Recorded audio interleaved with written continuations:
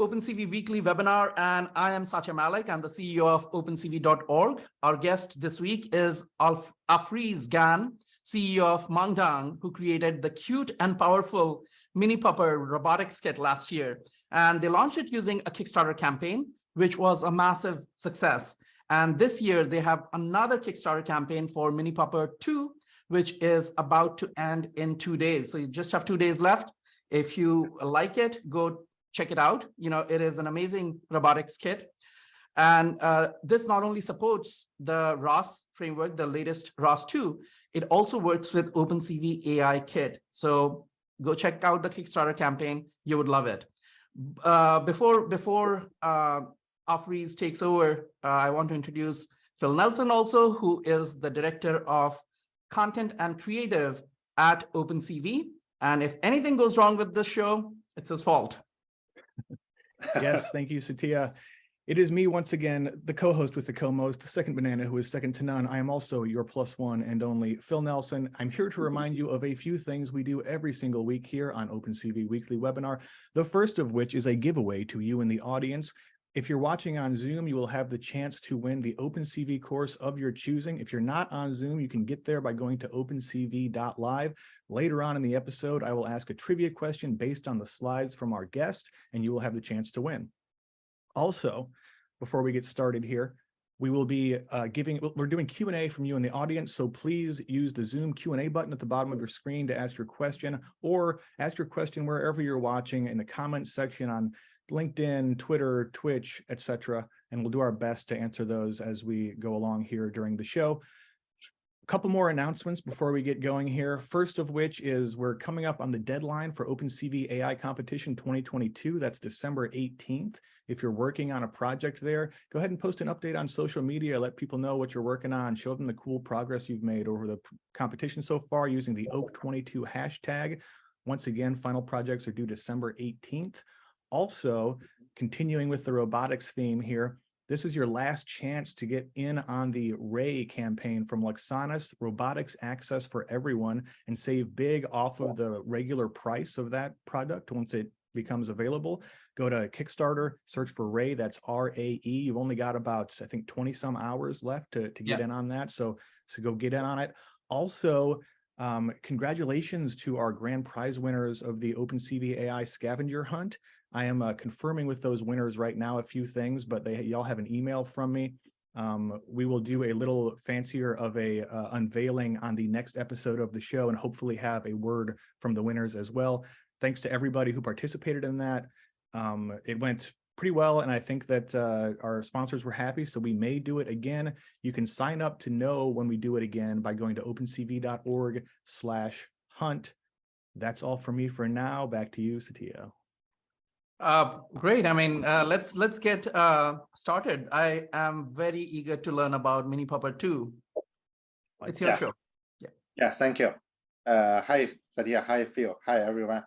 I'm very glad to join the show. Yeah, hi, everyone. I'm Afriz, product manager of Mangdang company, Mini Pupper product.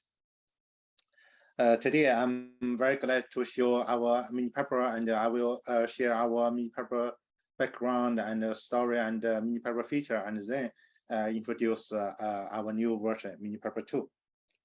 This is our agenda today.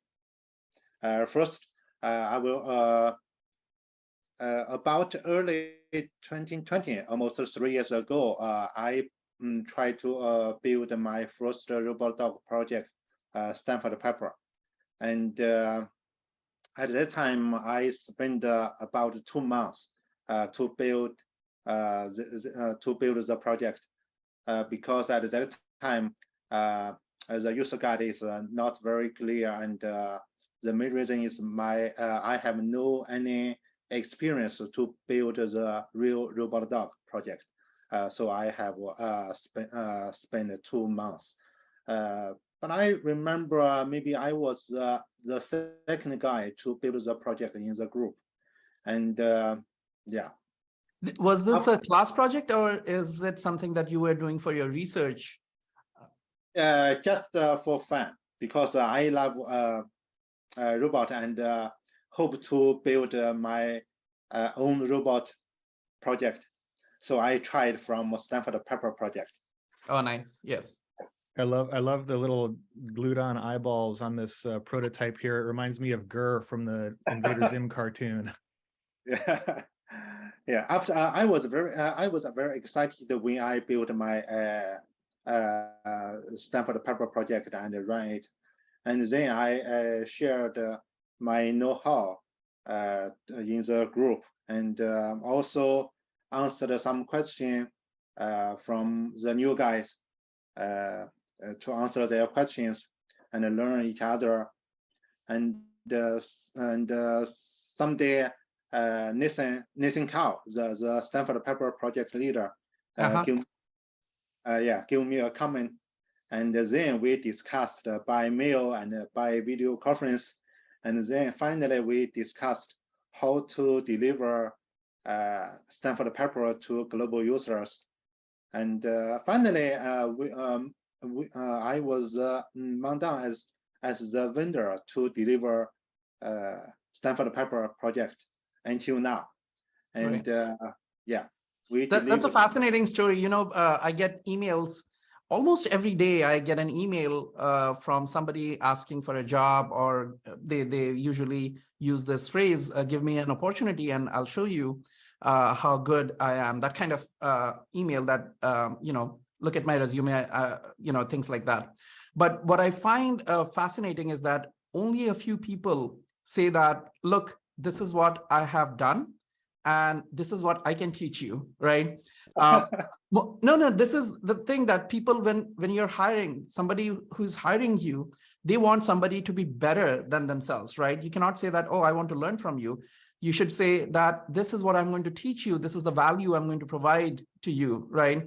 And what you did is exactly the same. You didn't go asking, you started a discussion and you started contributing before you asked for anything. And in fact, you didn't have to ask for anything. The founder of the project came to you and you started discussing, right? And that happens all the time. People, if you are good and if you're in the right, if you're good and visible, right? The two things need to happen. You're doing some work and you're visible. If you're invisible, you're doing in your own corner and not sharing it with the world, then it becomes difficult.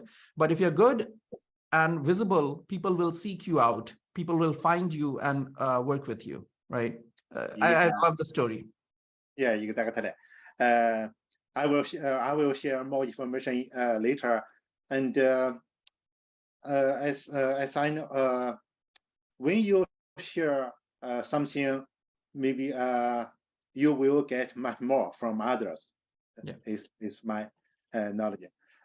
So after the Stanford Pupper project is based on Linux operation system, and they are it not support Ubuntu ROS. And as I have some technical background of robotics product, so I want to support ROS SLAM navigation and also want to try OpenCV AI features. So I based Stanford Pupper project, I tried ROS SLAM and navigation. And then, as you know, after we, as the vendor of the Stanford project, after delivered the hundreds of devices all over the world, we got many feedback. And so someday I thought we can do it much better. So we decided to do the new project that is the Mini Pupper. Actually, Mini Pupper name is come from Nathan Cow, and we discussed what's the name is for the small size robot. So we decided to name it Mini Pupper. How big was the Pupper project size, the original Pupper robot? Yeah, Mini Pupper is hosted by the Mangdang, by our company. Right. Yeah. No, but Stanford Pupper, how large was it? What was the size? Just it's about maybe this kind of maybe four time. Okay. Yeah. So much bigger than Mini Pupper. Yeah. Yes. So if we decide to make a new project or new product, we have to balance some important item. For example, the cost, performance, and the security.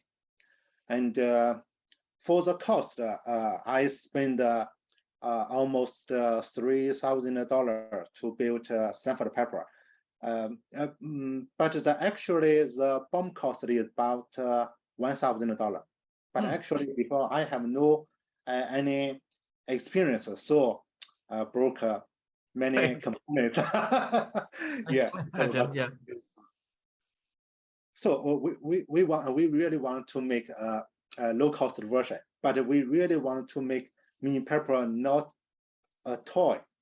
We really want to build the project as a platform, robot dog platform, to not only for the maker, for beginner, but also for maker and beyond. So we have to balance the cost, performance, and the security. For security, Stanford Pupper, we use a powerful servo, and actually I hurt my hand several times during build the project because the torch is a little bit strong. So we also want to build a more safe robot for. So this is our target for Mini Pupper. Finally, I was lucky, just as I said before, I only shared very limited my know-how to the group, to others, but I got much more help from the community. And before we start the Mini Pupper project, many users or friends give us much more help and to make the Mini Pupper to real product. Yeah, that is the Mini Pupper. It is a cool robot that make robotics easier for schools, makers, and beyond. And last year we released it, and it meet our target. And users can DIY the shells, the covers, and also DIY the joint control algorithm, and also can run row slam navigation.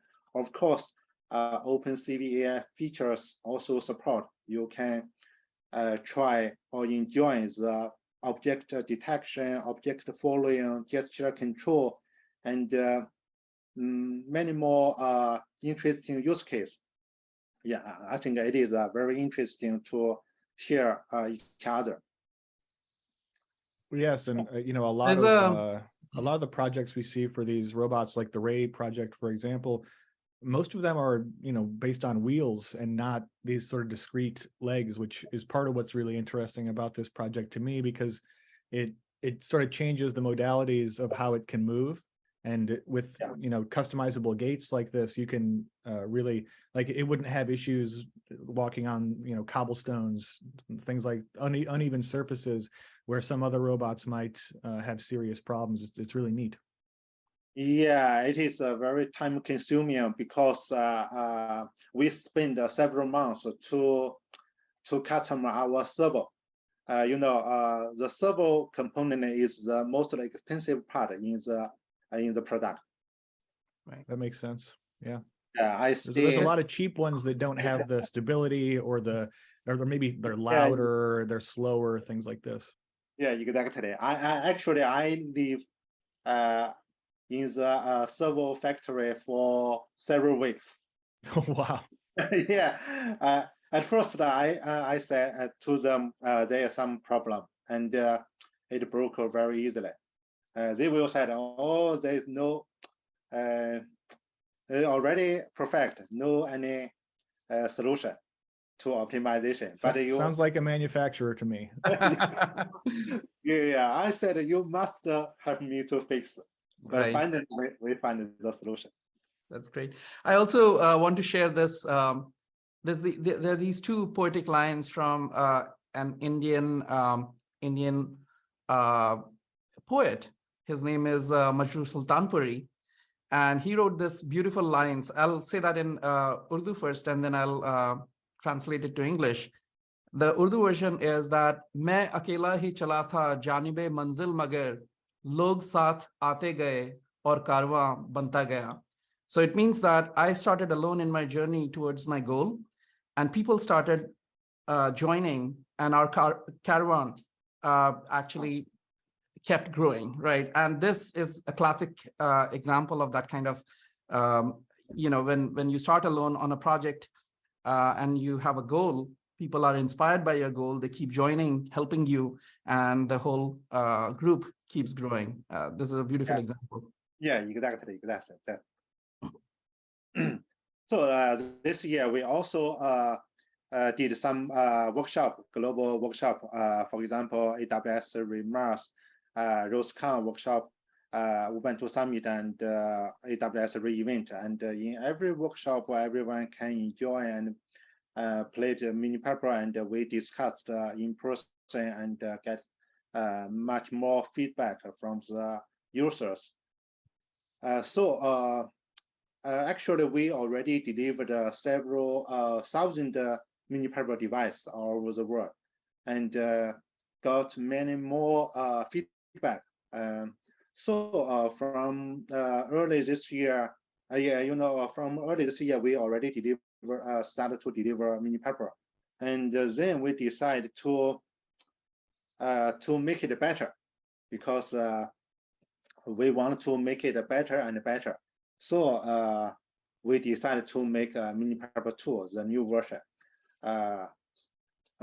Actually, there are so many cool updates, and I will show you the key important update one by one. And first, mini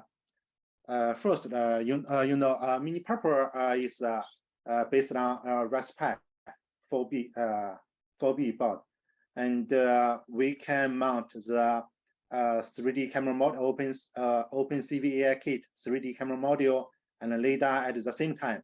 But because the size is very limited, and if you want to mount the camera module and the LiDAR and run them at the same time, it's not easy. It can run, but it looks not perfect. So we decided to make optimize the mechanical design to make it easier to mount the more sensors to looks not only can run, but it looks much better. So we decided in mini Pupper 2, we decide based on CM4 module, also Raspberry CM4 module, similar performance with Raspberry 4B, but it's only a computer module. We can put it inside the body. Just we can put it inside CM4 module inside. So it is very convenient to mount camera module and LiDAR and more sensors. Yeah, this is mechanical optimization. Also, when we delivered many devices, the default we use a battery to work. During our development in our team, we use a DC power supply to develop and debug for a long time. But for users, most of the users, they have no DC power supply. They can only use a battery. But the battery can only make it work for about half an hour. It is very not convenient to develop new features or debug, because they are only half an hour. Yeah. So we decided to make a customer power adapter. So users can use a power adapter to develop and debug for a long time. The battery only for the few, their new features.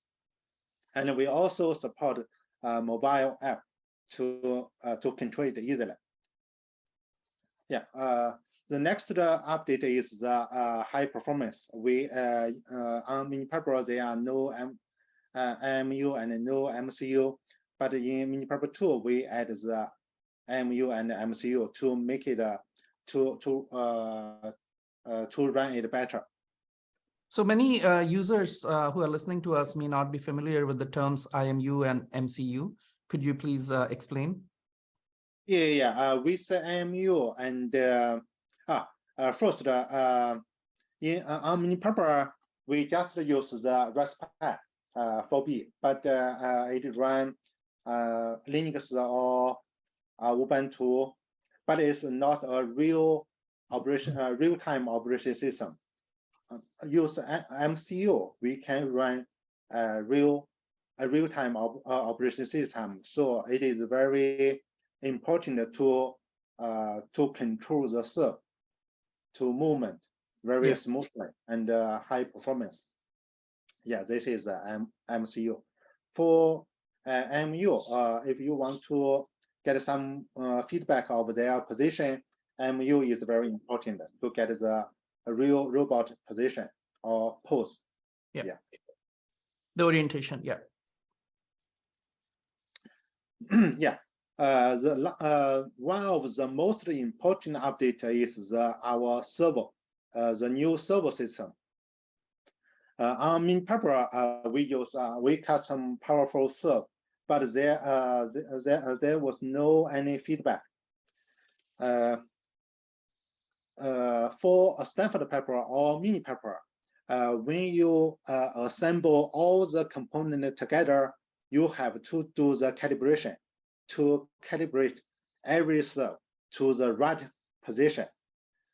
Although we already prepared several video clips and user guide to tell users what's the meaning of calibration and how to do the calibration, but I think, but it is still, but we still got many help, got many feedback.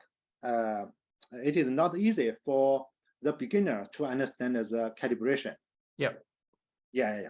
So we want to make it easier in the new version. So we want to we hope to do the new serve system at least with position feedback. You can see with the position feedback, we can do the auto calibration. In the Mini Pupper 2 version, we can use only one hardware button. After assemble it, just push one button, calibration is done. Right. Yeah. So users cannot care about calibration anymore. That is the reason we use the position feedback. Right, that's big. Yeah.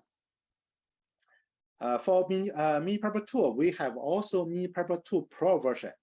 The difference is Mini Pupper 2 Pro serve is much more powerful. Not only the position feedback, but also the velocity and torque feedback. With the velocity and torque feedback, we can update our software control system to make it run more smoothly. Yeah, this is for high performance. And another important update is the ROS version. You know, ROS 2, there are several ROS 2 versions. Before the campaign, we enabled the Galactic ROS 2 version. But after our internal discussion several times, we decide it's the right time to support a Humble version. Humble is very important ROS 2 distribution so far, and we want to enable Humble version before we shipping early next year. Now the Humble, you can see the Humble simulation is almost okay. We can run the Humble simulation now, and we are trying our best to implement, to enable Humble on the real Mini Pupper 2 robot. But at first, we will enable Humble on Mini Pupper and then porting to Mini Pupper 2. It's very easily to porting it. Well, does Mini Pupper work with the Gazebo simulator? Yeah, exactly. Yeah, this is the Gazebo simulation. Awesome. So it's very near to Very nice. to deploy to the real robot. Yeah, this is I think maybe next year Mini Pupper 2 will be much more popular than Mini Pupper because we plan to join many more workshop, global workshop to play and enjoy with customer together. Very nice. Yeah. And you know, more and more friends are joining our group and work together to make a Mini Pupper or Mini Pupper 2 better and better. And if you someone want to join us, and welcome to work together with us, and we can make it better and better. Okay, that's I want to show the real. This is the real. Yeah, please go ahead and unshare your screen so we can get the full screen Mini Pupper 2 experience here. Yeah, I will. Stop. Yeah, this is the Awesome. real. Awesome. Yeah. Well, we can. Yeah. Is it slightly bigger than the original Pupper, or is it the same size? Yeah. Almost the same size. Almost the same size. Yeah. Just a little more sleek without the full. Yeah, that's cool. It's Yeah. And it also let me show the mobile app. Wait a moment.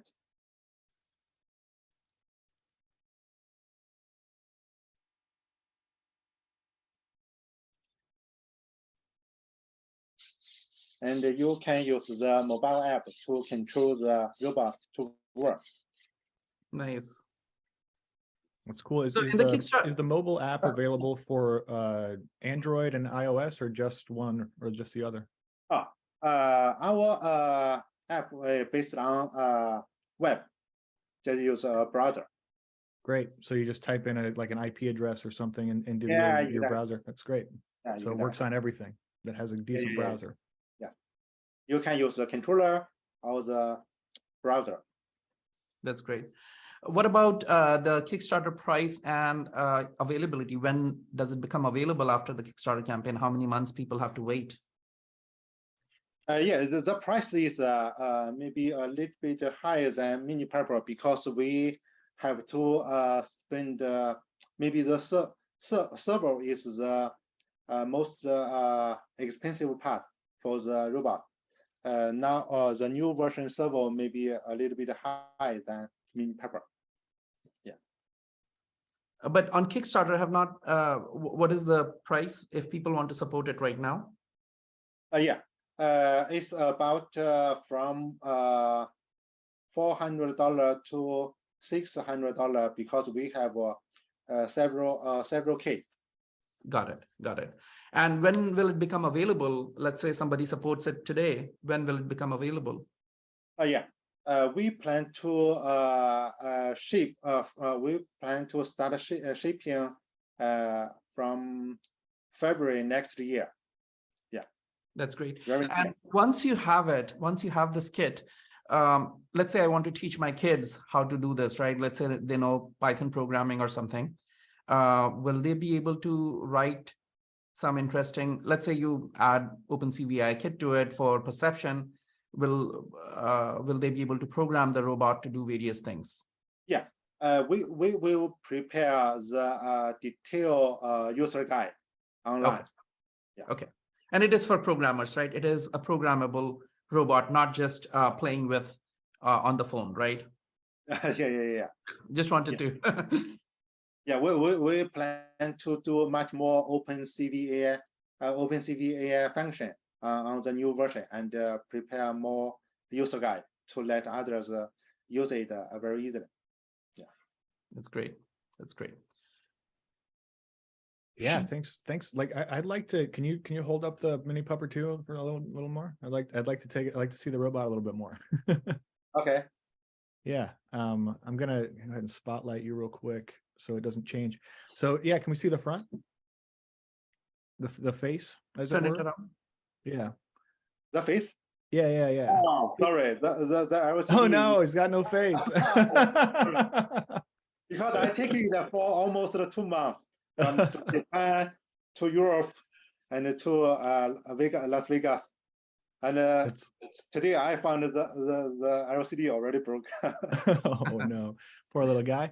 So that's one of the questions we got from the audience here is about the face. Moha on YouTube would like to know, is the face customizable? Can you change what the expressions and things of it display on the face? Yeah. You can design. Actually, the LCD displays the picture stored in the in the memory, but you can change. Does it support like animations, or would you just do different? So are they like PNGs, or how are they stored? PNG and GIF are both okay. Cool, very cool. And is it monochromatic or is it color? Yes. And we also cool. We also supply all the yellow part, 3D printed part. You can also change your favorite color. Interesting. What material are those parts printed out of? We will supply the STL file. Okay. No, I mean the ones that come with it. What material is it? Is it PLA? Is it resin? Like what? It will be mold part. We will have the mold part because the 3D.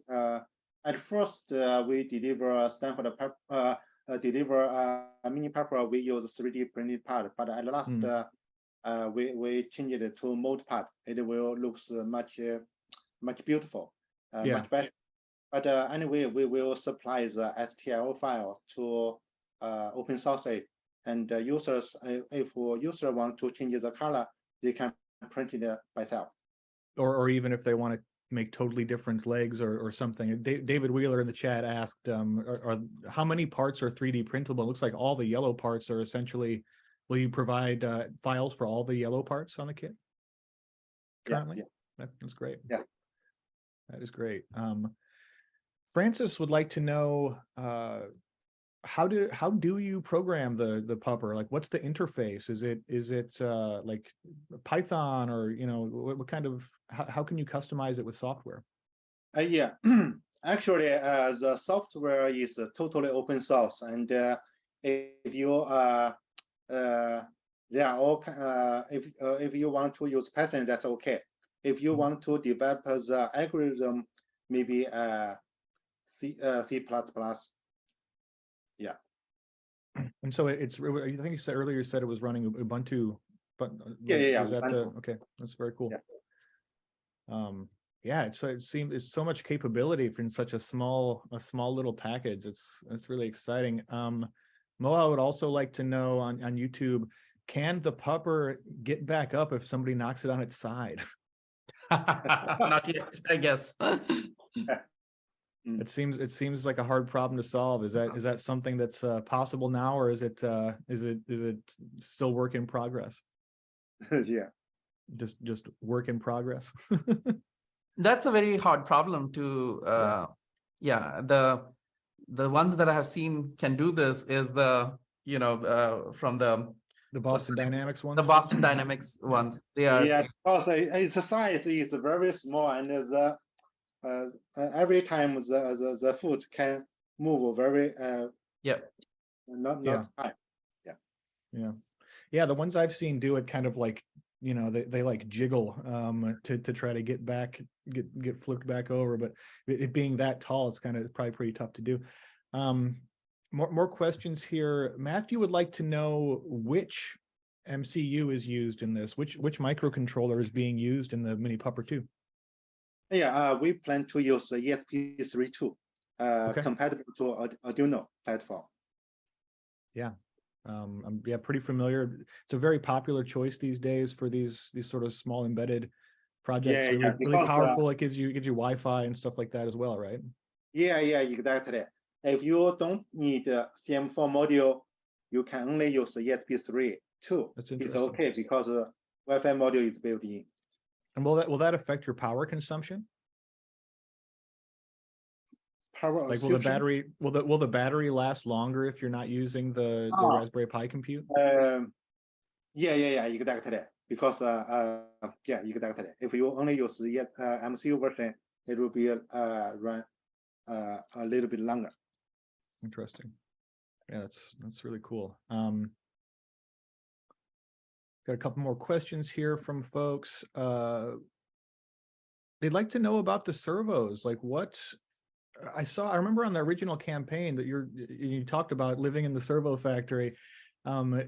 These are like basically custom servos. Like is that the case? Yes, this for Mini Pupper 2, especially for Mini Pupper 2 Pro, we we totally redesigned the serve. Wait a moment, I will show you.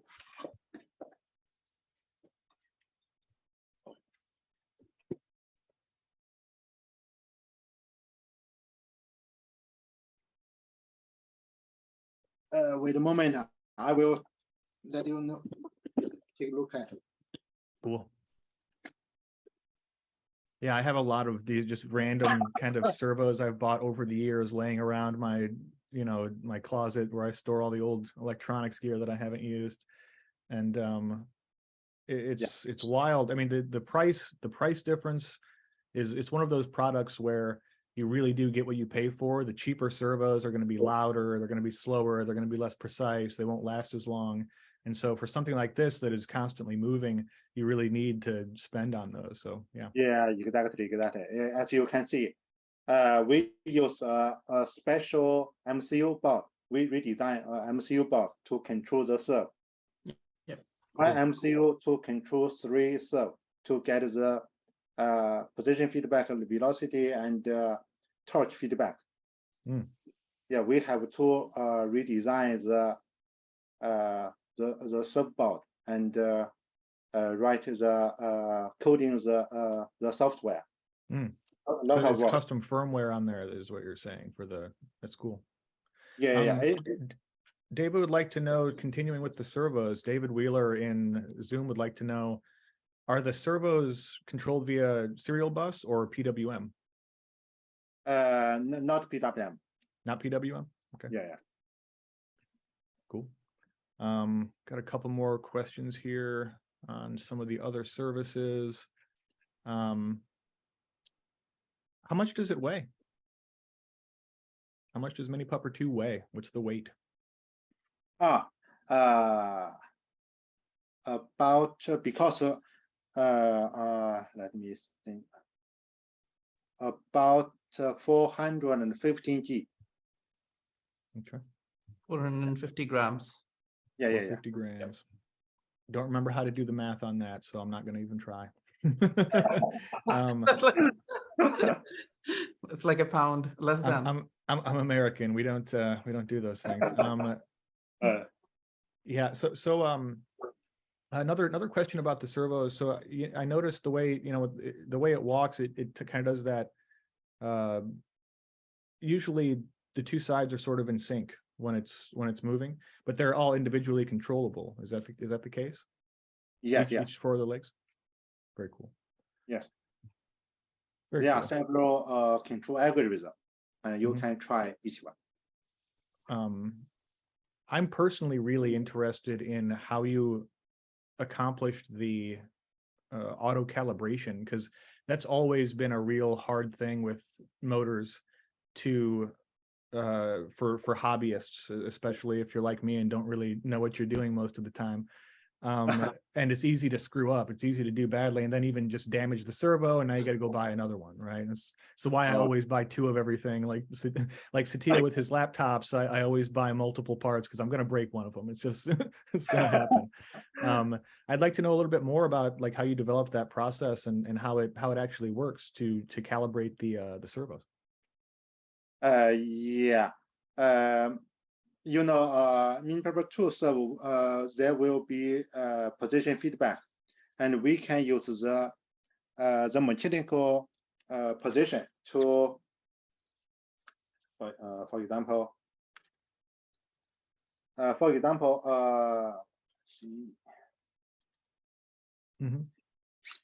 we can move one leg to a special position. Then we can remember its position. Use this position to calibrate to the right position. Okay, interesting.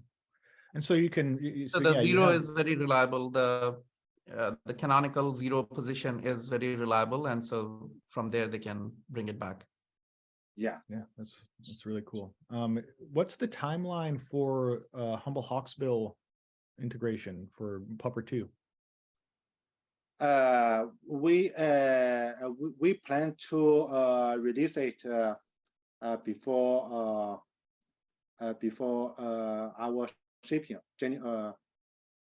Okay, so before you ship it, I think you said Yeah. February was when you're shipping. So before shipping, you intend to have ROS 2 Humble Hawksbill supported. Yeah. Maybe as I said, we will run Humble version on Mini Pupper at first. The gazebo is okay. We plan to launch Humble on Mini Pupper maybe next month. Okay, awesome. Ross will be happy about that. I'll Yeah. so Kat Scott from Ross, our friend who's been on the show multiple times, actually introduced us to, so shout out to Kat. Thanks for making this show happen. She's a mover and a shaker. A couple more questions here on LinkedIn. Somebody'd like to know, keep more with the servos. People are fascinated by these servos. How much power do each of the servos consume? Actually, we cannot. There is not clear performance result because there are a lot of one inside, so it's hard to get the accurate performance data now. But For power? yeah. But maybe early next year, after we fix the final hardware version, we will publish the final performance data. Okay, yeah, that's interesting. I'm gonna go ahead and do our trivia question here before we Can get I ask to the some more question today, questions. Phil? Yeah, yeah, if you got one, you go right ahead. I have a question. So let Okay. me set it up first. So All right. folks, if you're just joining us for the first time, or if you need a little reminder, one of the things we do every single week here is a special giveaway to you in the audience. We will ask a trivia question this week chosen by our illustrious host, Dr. Satya Malik, about the presentation we just watched. If you answer it correctly, the first person to answer it correctly in the Zoom chat window will win the OpenCV course of their choosing. You can go check those out at opencv.org/courses. The first person to answer in the Zoom chat. Now, if you've won in the last couple of months, please don't answer and let other people get a chance to win. Take it away, Steve. All right. So the name of the company here is Mangdang, and it is based on the name of the city in which the company started. Which famous company is based on the name of the city, San Francisco? Great question. Great question. Oh. Let's see what they get. Let's see what they get in the chat. Which famous company is based on the name of the city, San Francisco? It's a good one. That was a good question. Let's see. We'll give them a few minutes here in the chat to figure it out. Think about it. I'll repeat. Oh, you're close. You're close. Spelling's a little bit off. Spelling. Ooh, Sunil. Okay, I have to give it to Sunil, unfortunately, because the name of the company is Cisco. That's right. It is based on the name on the city name San Francisco, the last Cisco, right? Yeah, congratulations, Sunil. Please send one email to phil@opencv.org. Include which course you would like, and we'll make sure the courses team makes that available to you free of charge. Congrats. We've got a few more questions here from folks on the other services here. A couple folks on LinkedIn have asked about the different modules. So you showed OakD Pro. You talked about OakD Pro being compatible, as well as OakD Lite, I think was the Mini Pupper original version. What other sort of modules have you tried out, such as you could talk about LiDAR a little bit. Which LiDAR modules have you used in the past? LiDAR module is same with Mini Pupper, because we want to in our Kickstarter campaign we also have a upgrade package, and our original user can upgrade to Mini Pupper 2 very easily. So we use the same LiDAR module. What are the capabilities? What's the model number and capabilities of that LiDAR? It's LD 19. Okay. Yeah. The LiDAR information, you can find the LiDAR information on our Kickstarter campaign. I'll drop that in the I'll drop the link to that and folks for folks as well. It's from LD Robot. Looks like the distance is 0.02 to 12 meters. Scanning frequency 5 to 13 hertz, 45 millimeter range accuracy, 360 scanning angle, 4,500 hertz frequency. Seems pretty capable, especially for being, you know, such a tiny little module. Very tiny, very tiny. Yeah. Yeah, very cool. Yeah, there's a few more questions about which Raspberry Pi compute module does this use? Yeah, we use CM4 module. CM4. Yeah, but we Raspberry 4B is also compatible in this in Pupper 2 because you can see they are nice. You got the mounts. Yep. Yeah, you can put Raspberry 4B is also okay. Perfect. That's great. So with Mini Pupper 2, with the original Mini Pupper, you said you shipped some thousands of modules. What are some of the funniest things you've seen from people that send you, you know, have posted about that they've either made for Mini Pupper or sent you a message about? What are some things that you've seen people make that you thought were really interesting or funny? Like customizations from folks out in the world. Customers Mini Pupper, right? Yeah. A lot of use case. Such as? For example, someone make Mini Pupper to write. Oh, really? Like a plotter, like a pen plotter? Yeah. That's pretty cool. Yeah. I like that a lot. It gives it a little more personality too. There's a lot of, I think about this a lot with robots that. And educated dog is. Yeah, that's right. It can, and you know, I mean, you could run some machine learning stuff on here to have it do, you know, kind of auto translation and things like this. Maybe have it generate some sentences of its own. That's pretty funny. Yeah. That is also our one of our targets. Speaking a little bit more about the company, just a couple of folks wanted to know about Mangdang. How many folks work there, and what's the plan for the company itself? Yeah, we are a small startup company, and but really a global team, and our members come from US, Japan, EU, Singapore, and Hong Kong. Chinese mainland, yeah. Totally about 10 guys in our core team. Okay, yeah.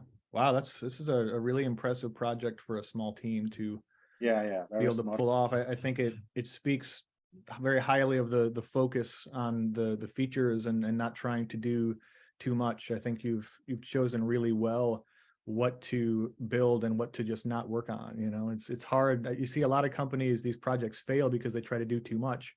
And I really like the focus on this Mini Pupper project, and I really want one now. I kind of, yes, it would be fun to just have it kind of running around my apartment and knocking stuff over like a real dog would, you know.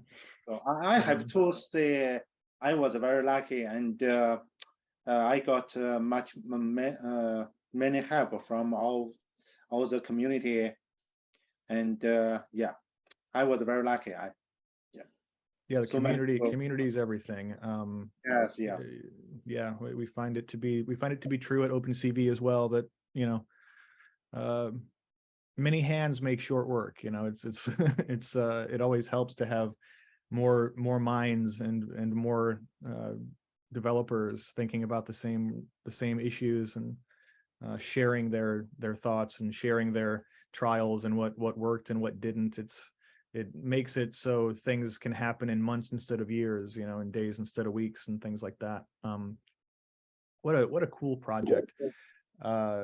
And so you said, so let's see, I think folks have 50 some hours to back it here. I'm looking at the campaign page. 69 hours to go. Nice. 200 backers currently. Go get yourself a mini Pupper 2.